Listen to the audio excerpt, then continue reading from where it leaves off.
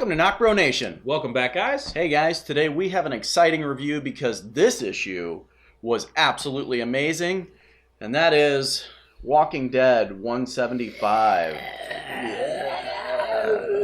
Which we only see a smidge of walkers in this issue because it's more of the story and meeting the Commonwealth. Yeah. Wow. Yeah. My first reaction to this was amazing. Yeah. I'm loving it. Yeah, I thought it was a great start to this new arc. As we get through this review, there are some areas that I felt were a little bit too long. They could have cut some things off a little bit sooner, but all in all, it flowed really well. And yeah, we're not even going to mention the big part until the end of the video. Yeah, we will not mention, obviously, the last page, which tends to be the spoiler. Yes. As you know, they like to leave us on a cliffhanger most of the time, if not all the time. But overall, the issue was... I'm completely happy with it. It was awesome. The New World Order, Part 1, issue 175. Let's get into it. Let's do it. So go ahead. 1, 2, 3. We pick up... So we pick up where 174 left off, where the crew is blindsided by a group of people with lots of bright lights, and as they turn around, it is a bunch of dudes dressed up in riot gear like stormtroopers from the cover. Yeah, we open up the first page with shocked looks on everyone's face. Yumiko, Magna, Michonne, of course Eugene, and the princess.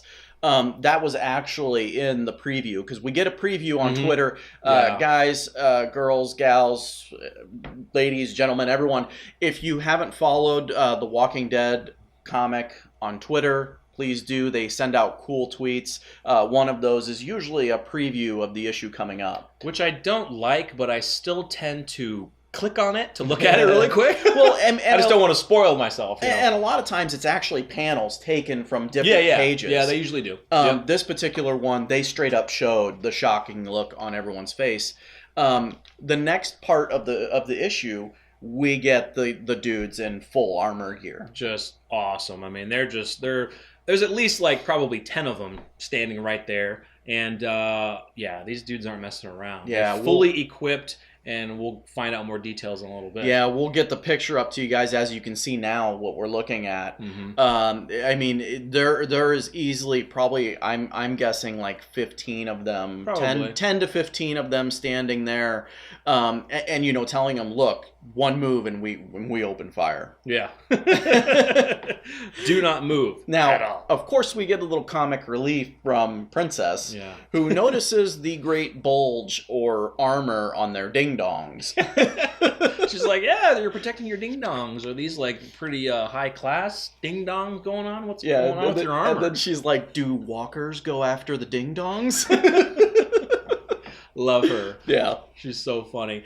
But this is where Eugene kind of gets upset, and he's like, look, you know, we're here to meet Stephanie. You told us to come out here. Let me talk to Stephanie. And we get a single voice that says, you know, Stephanie is not authorized to speak with or to make these decisions on behalf of everyone at the Commonwealth. So you'll be speaking with me. And it was just somebody in the riot gear, which we find out as they take them to like I don't know where they took them to. They had like a trailer. It was another train car. Train car. I think it was. Yeah, because they're in the train. That's right. Yep. So they took them to a train car for declassify, like, you know, debrief, basically. Yeah, kind of debriefing them. Yeah. You know, one thing to mention the Stephanie thing, it almost made it feel like Stephanie was not really anyone, at least at this time, of power. It almost made us feel like Stephanie was possibly almost like a Eugene, where she had access to a radio and basically stumbled across Eugene in the way that Eugene stumbled across her. Right. Almost as if she's a common person or a regular person in the Commonwealth. Exactly. Yeah.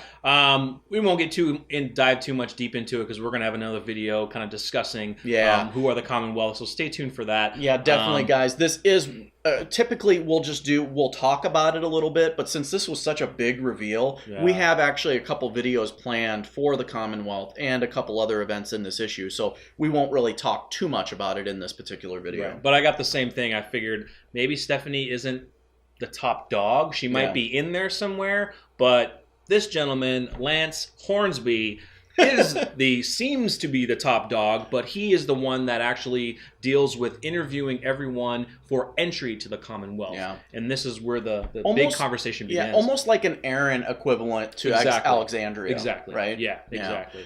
This dude looked straight up like Negan's brother. He did. He absolutely did. This looks like just like a thinner, just the smile on his face looks like Negan. Now, I'm just going to make a faraway prediction here. We don't know Negan's last name. No, we don't. So, maybe. I don't know. Maybe they're just throwing that in there. Maybe Kirkman said to Charlie Adler, hey, when you draw, with Logan, is it? Logan? Hornsby or whatever? Lance. Yeah. When you draw Lance, kind of make him look like Negan. A little bit. Just a smidge.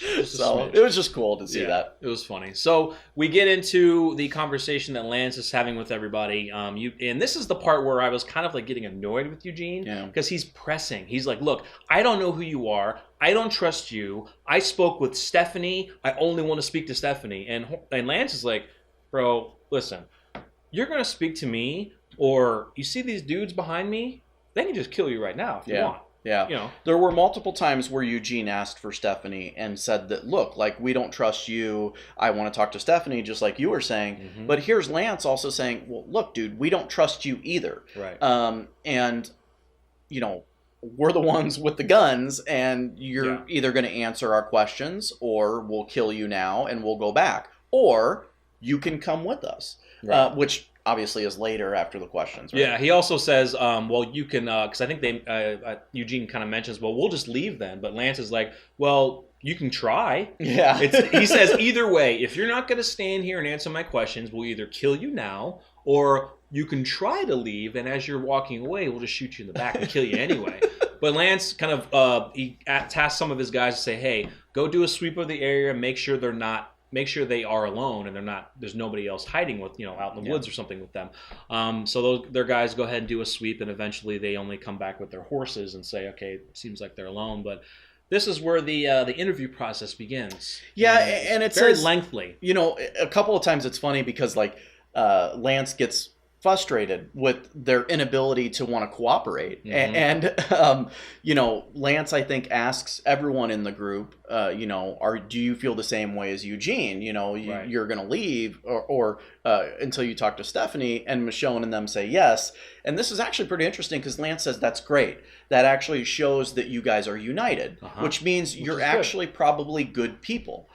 So it's interesting to see that Lance, obviously they've been down this road a lot, so they know what they're doing. Right. And he kind of says, in a sense, like, let's try to work through this to go through this together. But if you want to give me a bad impression, or if this impression is false, that you're not good people, he tells his guys again, gentlemen, take aim. Yeah. He points their weapons at them again. Like, look, you're going to have to stand here and do what they want because they're going to kill you. And I believe the group eventually doesn't say anything. Like, he asks, like, do you want to... They don't say anything at first, but he does say, look, please understand me. I don't want to kill you. Exactly. No. And we, the whole time I'm flipping page by page and I'm thinking, okay, when's this going to turn bad? Mm-hmm. When is the Commonwealth going to turn into a bad group? But, it doesn't. Right. And he reassures them that, look, they just want this information. Right. Yeah. And Eugene, he's still kind of pressing, which was kind of getting annoying. Yeah. He's like, look, your attempts to intimidate us are not going to work. And he kind of says it again. Look. He said, we've dealt with people like you before, and it didn't go well for them. Right. That's what Eugene said to this dude. And then Lance says, so we're on the same page? Wonderful. The dude, if this was like live action, it would probably just make you laugh because whoever would play Lance would just have this smug, kind of arrogant type, but he would say it in a way where it sounds sarcastic, but it's really not. It's a true threat, but he's kind of saying it maybe in a subtle way to like, look, let's just do this. Let's just get going. Yeah, and it took Michonne actually to step up and say, all right, whatever questions you have to ask, let's get through them so we can get on with this process. And he's like, ooh, I like you already. Yeah. And so he goes on and asks them, okay, how far, how long did it take you to get here? He's trying to figure out how far did you travel to get to this point. So he's trying to do math and be like, okay, they're this far away, this many miles away. What else did he say? How many days? Yeah, how many days have you been on the road? That's what he's trying to ask them. Do you have friends in the area? Blah blah blah. He also does ask them about the blood and guts trick. Yeah, that's because he says that we recently got a man in who put blood all over himself, and he did it all the time. Yeah, like every day. Yeah. It said it was kind of disgusting because he smelt that. Yeah, and this is where Michonne actually admits to him, look, we've tried that before. In the past. It's gotten us through some situations, but we don't use it all the time. Yeah, I think that's pretty much how that ended. I think that's pretty much it. I think that, they acknowledge. She said it's not a way of life. It's not a way of life. Yeah, it hasn't become them. Yeah, and I think he even says at that moment, well, that's good. Yeah, he's very grateful for that because. I don't know, just whoever this person who came in, which immediately, like, my first part of my mind was like, Whisperers, Fear the Walking Dead. No. It reminded me, obviously, of the Whisperers. It's almost as if Lance and them have maybe gotten some Whisperers that have, my thoughts are, maybe didn't like the way the Whisperers were being, with the rape and everything of the women. And left the Whisperers and found the Commonwealth community, but still used that trick to get there, obviously, to that point. Yeah. So it was very interesting to hear that little Easter egg. Yeah, it was cool. And so, again, we get, they go out, they only find the horses, and they find only, I think, 5 horses, and there's... one missing. Yeah. And he asks, not one missing. Well, there was never a horse for the princess, right? Yeah, and she says, well, they just picked me up on the way, and she was kind of like explaining to him that she's new to the crew, blah, blah, blah, and he's like getting really annoyed that she's talking. Almost like, do you ever shut up? Well, he calls her Juanita, and she's Juanita, like, princess, please, that's what I prefer to be called. And he's like, seriously? Yeah. Like, are you serious? So he goes on to basically explain, if Michonne and crew have trusted you, I trust you for now, but we need to do a separate interview with you, down the road, process you, separate from the group. He wants to take her separately and have separate questions for her, because obviously trust for her is different than the group. And Eugene mentions again about Stephanie, and Lance says, look, I'm going to take you back to Stephanie now. So let's get all this stuff cleaned up. Let's get on our way, and we're going to head back to the community, the Commonwealth. And this is where things start getting more interesting. And so as they're on the road, one of the guards is like, look, we're not taking you back to your death. Everything's cool. It's really cool back there. Talking to Michonne. You're going to be fine. It's just... he's just kind of reassuring them that they're not leading them to their death. Yeah, he's reassuring them and also saying, look, Lance is kind of a prick. Yeah. But I assure you, you'll see, how essential he is to the community. And once we get there, you'll see what a great place it is, or, something along the lines of that. Right. And they come to a halt because they do get swarmed by a bunch of walkers, and the Commonwealth guards are taking care of the issue, while the survivors are, Michonne and them are in the middle of the pack, and they're just sitting there. Lance is sleeping. Not doing anything. Lance is sleeping. They wake him up, and he thought it was really cool that Michonne and crew were very calm. Like, they weren't stumbled at all. They weren't freaking out because we know, they know how to deal with things. Yeah, and he said he's going to have to write that down. So he's taking notes of all this. Throughout the questions, he's taking notes of all of the information that they've given, but he's also noticed he's paying attention to their behavior outside of being interviewed, and basically says, I'm going to have to write that down. So he's kind of watching them as they're going through this process. Another thing to mention here is that the soldiers, very well put together. Yeah, they have a system in place to deal with it. Of course, they have enough firepower to deal with it. Not to mention armor. But not armor, but we get another, I would say maybe little Easter egg, and we'll be doing another full in-depth video on this, is one of the guys says, is this the magenta swarm? Yeah. And one of the other guys says, no, they're supposed to be about 2 clicks, which is about a little over a mile away. And so that was very interesting to say, what is this magenta swarm? Is this a herd that is being maintained by another group that they got out somehow? Or are they simply just color coordinating their herds and tracking them? And using those code words to track, massive hordes. What horde is this? What swarm is this? And where is it going, and where does it come from? Exactly. So that's very interesting. Very interesting. And we'll get into more depth in another video. So that was just the biggest thing from that piece. Was very interesting concept of that. Because, are we doing a video on that, or? Yeah, we're doing a video on that. Yeah, we're doing another video on that, so we won't go into any more detail on that. But Lance, acknowledges that the soldiers are currently fighting the swarm that has gathered their attention, and basically says, "Hey, we're gonna go. Yeah. We'll see you back at the Commonwealth. We'll continue on. See you, fellas. Onward." So, I mean, it's quite different from our crew. We're used to our crew kind of banding together when they see something like that. It takes everyone to work together to get rid of a swarm of that volume. This particular crew, Lance and other soldiers know that maybe that group of soldiers had it under control and said, "We're good. We're good. We're heading out." And so we come up on the view of their area, and it's like the entrance. It's like the entrance, We haven't really got an official entrance yet. Right. But it looks seems like a little bit part of the outskirts, but it's getting close. Yeah. We're getting close. And it's a stadium. And Michonne says, "What, is this, are you guys living in this stadium? Did you take it over?" And Lance is like, "No. That's our stadium where we have football games and concerts."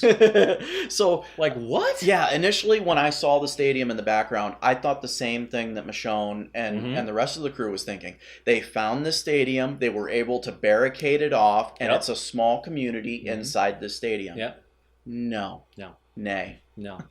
And even the princess is like, "You have concerts there?" And he's like, "Oh, yeah, we have a bunch of musicians, and we play football. Now, there's not a lot of, they're not very big teams. So they have teams, apparently. Yeah, they're not very big. Football, baseball, basketball, and probably soccer. Who knows? Leagues. Leagues. They're not very big, but they're there. Yeah.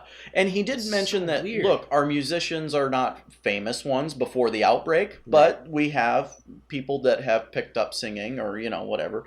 Right. But more importantly, he mentions the amount of people or the population of the Commonwealth. Because someone asked, "How many people do you have there?" I'll let you. 50,000 large. Now think about that for a second. Yeah. 50,000. 50,000. That, I mean, that's almost like the one issue from the Whisperer War, showing all those walkers and whisperers in that one panel. That's like that. It is people. It is very large. Like that obviously the largest group that we've run into to date. Now we don't know if he's exaggerating, if it's for real, because we haven't seen it yet. But for him to say 50,000 is large, and you see even Eugene and them looking in the background like, what? We thought maybe this would be a couple hundred, maybe, but 50,000 large.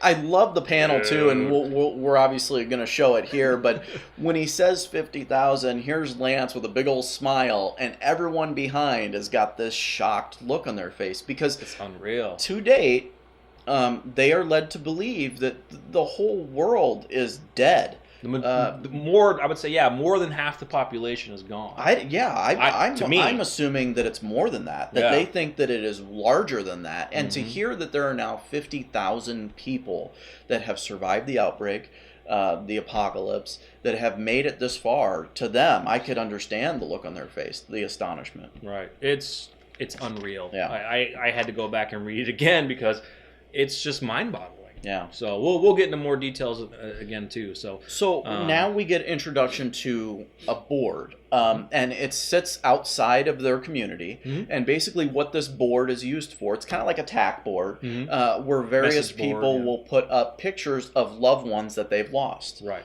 We see this a lot in major disasters, like you saw it a lot during 9/11. Yeah. 9/11, people didn't know if their loved ones were died in the towers, hurricanes, and stuff like that. You see kind of displayed in like certain movies and stuff like World War movies and things. Tsunami, I think they did it with a huge tsunami that happened. Basically lost loved ones, and you could understand in the situation like this, it's an apocalypse.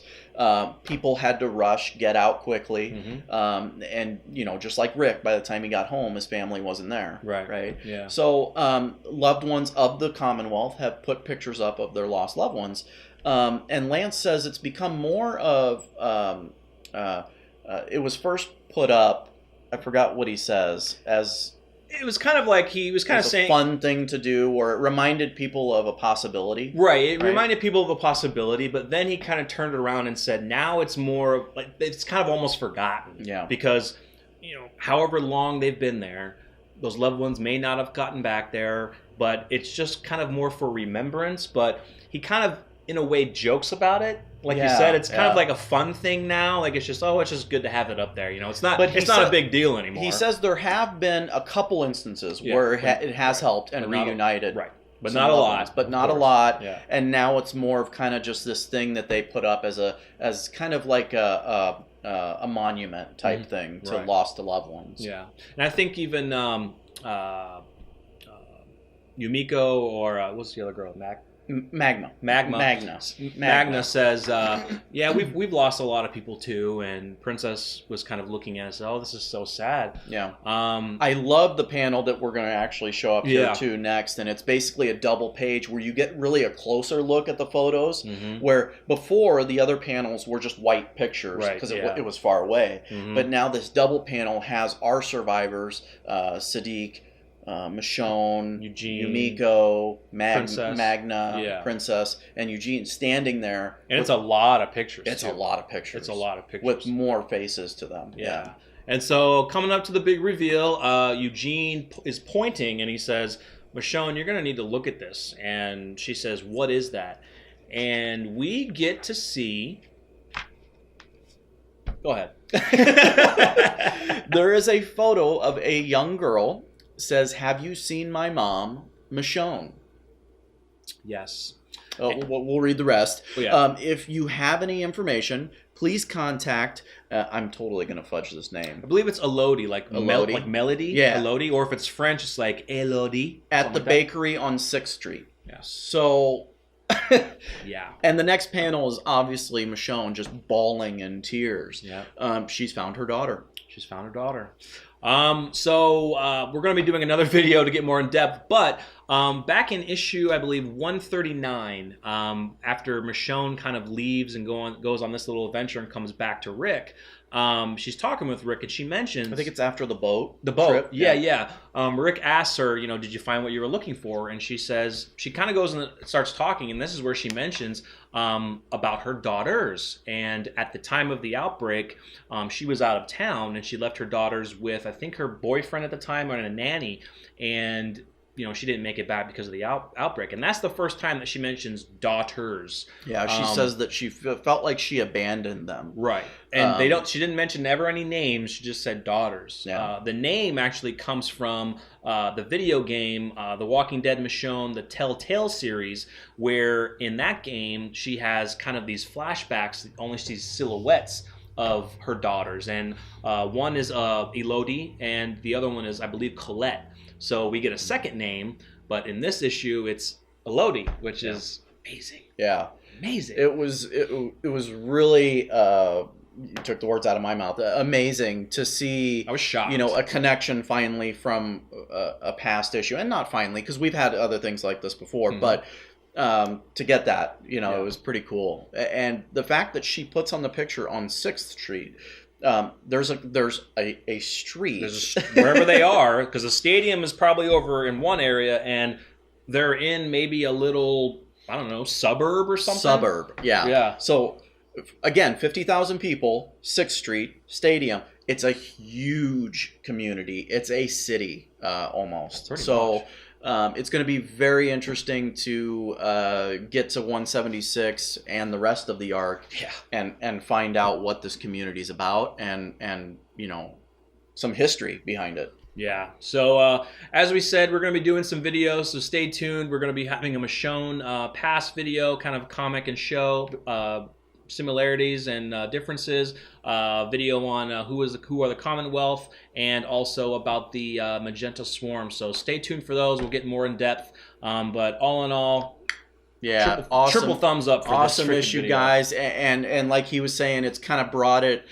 This issue has opened it up for more content for us to bring to you guys, because you know, we're so pumped and excited about what the things that are coming up that we can't wait to do more videos on it. Just not we just have predictions. So many questions and theories and thoughts that we have to get other videos out. I know you guys are gonna, but definitely let us know what you thought of issue 175. Amazing. Can't wait for 176. Yes, indeed, guys. Like the video if you like what you saw. Thanks for watching. Stay tuned. Subscribe if you're new, and we will see you later. We're NocBro Nation. We're out.